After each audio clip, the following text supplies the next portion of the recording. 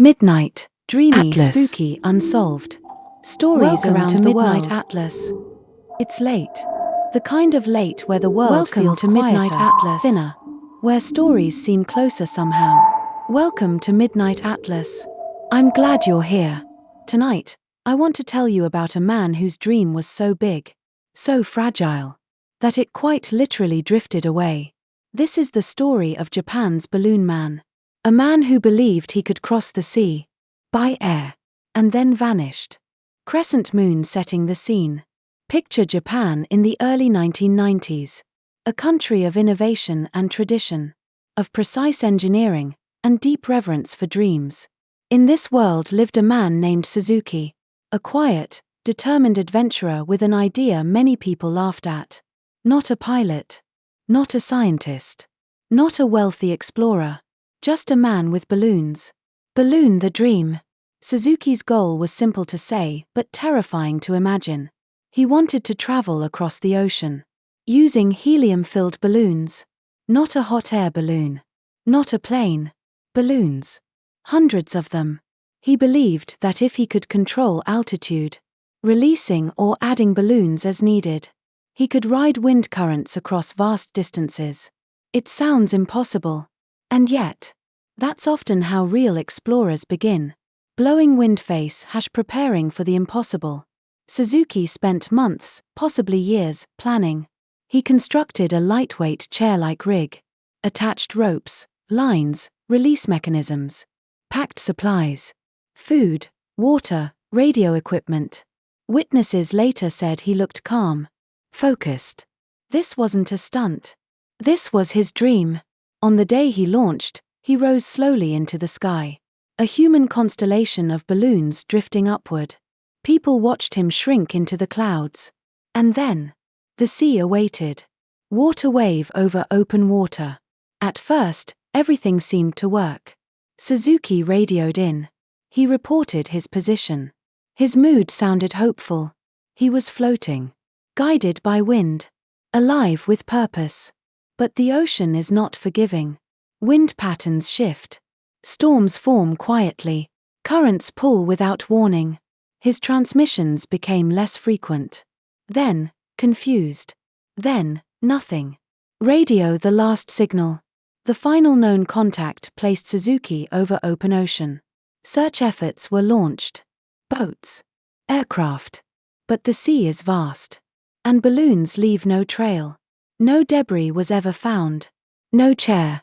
No balloons. No body. Just silence. Black ?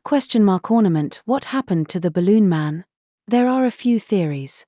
Some believe a sudden storm caused him to lose control, sending him crashing into the water.